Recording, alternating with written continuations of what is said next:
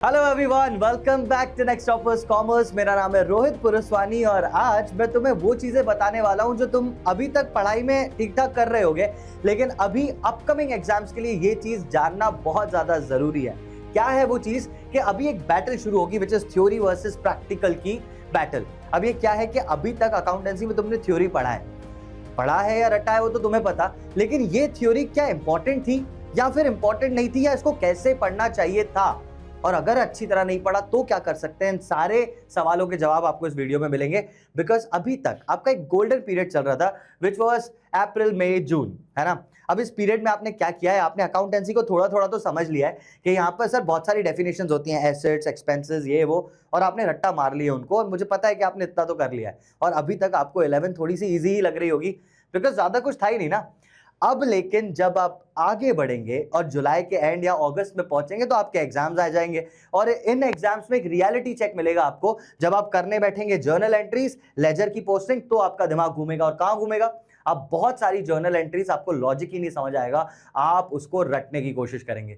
Laser की posting तो आप करोगे, लेकिन बैलेंस, सर जो डेबिट में है उसको क्रेडिट बैलेंस क्यों बोलते हैं, सर जो क्रेडिट में आ रहा है उसको डेबिट बैलेंस क्यों बोलते हैं, ये प्रॉब्लम्स अगर तुम्हें आएंगी तो आगे के लिए और ज्यादा दिक्कत है। और ये क्यों आती है, इनके ऊपर अपन बढ़ते हैं। 70% बच्चा जो मिस्टेक्स करता है वो क्या है? सबसे पहली चीज तो ये कि अभी क्यों आपके मार्क्स गिर जाएंगे अगस्त में, और होता ही है फर्स्ट टर्म में आपके मार्क्स कम आते हैं। आज तक ऐसा ही चला है कि फर्स्ट टर्म में कम आ रहे हैं मार्क्स। क्यों आते हैं? बिकॉज अभी तक आपने बहुत ज्यादा थ्योरी पढ़ ली, जैसे basic accounting terms, introduction to accounting, accounting principles, rules of debit and credit. अब सबसे बड़ी गलती आपने यहाँ पे क्या की है कि आपने थ्योरी अगर सिर्फ पढ़ी है और इस थ्योरी को समझने की जगह आपने इसका रट्टा मारा है, तो ये चीज आगे जाके बहुत ज्यादा नुकसान देने वाली है आपको। बिकॉज यहां से ही पूरे बेसिस बनते हैं, और ये बेस सिर्फ अभी तक का नहीं है, सिर्फ क्लास 11th के लिए नहीं है। When you will be going into 12th, when you will be doing CA, CS या कोई सा भी एसीसीए, सीएफए, सीएमए, वहां पे ये जो 4 चैप्टर्स यहां दिख रहे हैं ना, जिनको अगर तुमने सिर्फ रट्टा मार के आगे बढ़े हो और तुमने समझे नहीं है कि रूल्स कैसे बने। आपके अकाउंटिंग प्रिंसिपल्स में गोइंग कंसर्न का मतलब होता है सर बिजनेस चलता रहेगा। अरे उससे कुछ नहीं होता, बिजनेस चलता रहेगा, उसके बेसिस पे हम एसेट्स और एक्सपेंसेस को अलग करते हैं। ये चीजें जो बहुत ज्यादा इंपॉर्टेंट थी, अगर तुमने मिस कर दी है तो now that's something which is coming across, which is like 4 blunders जो आपके मार्क्स डुबाएंगे, जो लिटरली डुबाएंगे। The first one is the journal entries को याद करना। Whenever you are learning journal entries, बेटा सबसे बड़ा दिक्कत या परेशानी का कारण तुम्हारा यही बनने वाली है। You are learning journal entries मत करना, लॉजिक समझो, कैसे जर्नल एंट्रीज हो रही है वो समझो, एडजस्टमेंट एंट्रीज क्यों हो रही हैं। किसी को भी पता है आउटस्टैंडिंग एक्सपेंसेस की एंट्री ऐसे ही क्यों होती है? हम क्यों करते हैं expenses account debit to outstanding expenses, क्यों करते हैं? और वही जब अकाउंटिंग इक्वेशन में करते हैं तब तो ऐसा नहीं होता। इनके लॉजिक समझना is very very important. Secondly, ledger and trial balance जब आप करोगे तो उसमें कॉन्सेप्ट इंपॉर्टेंट है। सिर्फ ट्रायल बैलेंस में ये याद रखना कि डेबिट साइड क्या आता है, क्रेडिट साइड आता है, डजंट इवन मैटर। लॉजिक समझना इंपॉर्टेंट है। Over dependence on modern approach, यहाँ पे बहुत सारे बच्चे होंगे ना, सच सच बताना, जर्नल एंट्रीज के लिए रूल ज्यादा से ज्यादा कौन सा फॉलो किया था तुमने? ट्रेडिशनल अप्रोच या फिर मॉडर्न अप्रोच? क्या आपको अच्छी तरह ट्रेडिशनल समझ में आई है? Debit what comes in, credit what goes out, personal account का rule, debit the receiver, credit the giver, क्या आपको बहुत अच्छी तरह समझ में आया है? अगर नहीं आया है तो उसको स्ट्रॉन्ग करो। दो CBSE is giving you an option कि आप इससे भी कर सकते हैं, उससे भी कर सकते हो, ट्रेडिशनल भी कर सकते हो आप, मॉडर्न कर सकते हो, आप कोई भी अप्रोच फॉलो कर सकते हो। लेकिन अगर तुम्हारी डिपेंडेंसी अभी भी मॉडर्न अप्रोच पे बहुत ज्यादा है ना, तो you need to work on your theory. समझ रहे हो आप? इसके बाद अगर आपने यहाँ पे सारी चीजें सही नहीं की तो ऑब्वियसली मैंने आपको बता दिया 12th, अरे यार बहुत डिफिकल्ट हो जाता है बोर्ड्स में स्कोर करना, बिकॉज कॉन्सेप्ट्स नहीं समझ आते हैं। ठीक है, तो सबसे सही चीज बता रहा हूं मैं आपको, द मास्टर रूल जो अभी आप फॉलो कर सकते हो। अकाउंटेंसी एक लैंग्वेज है, इसका मैथमेटिकल लॉजिक है, इसको रटना छोड़ो, इसको फील करना शुरू करो, इसको समझना शुरू करो। ठीक है सर, यहाँ तक सुन के हमें ऐसा लग रहा है कि हाँ सर थोड़ा कुछ तो गलत किया ही है मैंने, मैं सही कैसे करूं? आप तो बस प्रॉब्लम बता रहे हो।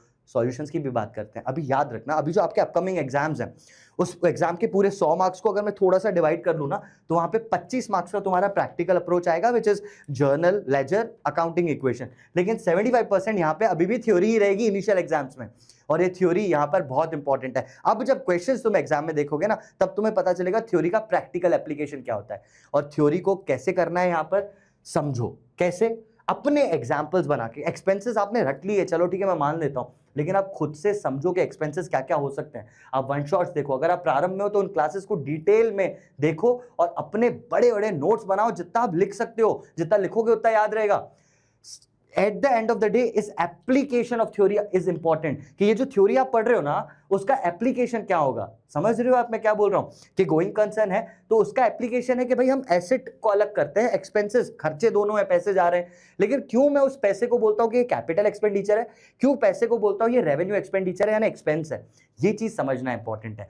When you will be doing this, when you will be like doing this, application of theory अच्छा हो गया, आपका प्रैक्टिकल भाई बिल्कुल ही ईजी है। प्रैक्टिकल 100% आपसे सारी प्रॉब्लम्स बन जाएंगी, but theory is really important over here. अब यहाँ पे एक मास्टर प्लान बताता हूँ कि अभी तक अगर आप जूझ रहे हो इस चीज को मैं कैसे करूं, तो मैं आपको सारे तरीके बताता हूँ। सिर्फ 4 हफ्ते यानी 1 महीना, उससे भी कम 28 दिन जितने का तुम्हारा रिचार्ज हो जाता है, एक रिचार्ज में आप इसको कैसे कर सकते हैं वो मैं आपको बताता हूँ। 4 हफ्ते अगर आपने ढंग से दे दिए, इट विल बी इजी। सबसे पहले क्या करना है, अंडरस्टैंड द थ्योरेटिकल चैप्टर्स। फिर से पढ़ो, पढ़ लिए फिर से पढ़ो एक बार।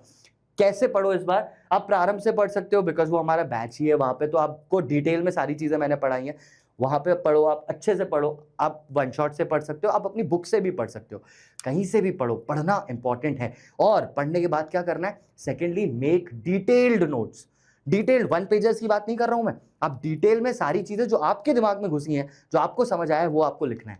Third step, then go on to the practical chapters. एक बार ये चीजें हो गई ना, फिर आप अपना जर्नल, सबसे पहले अकाउंटिंग इक्वेशन, फिर जर्नल, फिर लेजर, फिर ट्रायल बैलेंस आप स्टार्ट करो। देखना आपसे इजीली बनेगा, समझ आएगा, रटने की जरूरत नहीं पड़ेगी। And eight the end of the day regular practice, ये आपने अकाउंटेंसी में कर ली तो ये जो चीज दिख रही है ना, that will be very easy for you, not only in 11th but in 12th as well. And I wish you all the best कि आपके बहुत अच्छे मार्क्स हैं। बस ये जो मैंने बोला है ना, ये आप थोड़ा सा फॉलो कर देना। और मुझे एक चीज जरूर बताना, तुम्हें क्या लगा इस वीडियो में, कहीं है कोई प्रॉब्लम जो तुम फेस कर रहे हो, क्या सच में थ्योरी रीड करी है तुमने या फिर समझी है, क्या तुम्हें प्रैक्टिकल एप्लीकेशंस आते हैं, ये मुझे कमेंट सेक्शन में जरूर बताना, because it will be helpful for me, ताकि मैं आपको आगे गाइड कर पाऊँ। ऑलराइट, तो जरूर जरूर जरूर कमेंट करके बताना कि तुम्हारी प्रोग्रेस कहां तक पहुंची है, कैसे तुमने अप्रोच किया अकाउंटेंसी को। Alright, so that was all for today. मैं मिलता हूं अगले लेक्चर्स में। All the best for your exams, till then take care everyone, bye bye.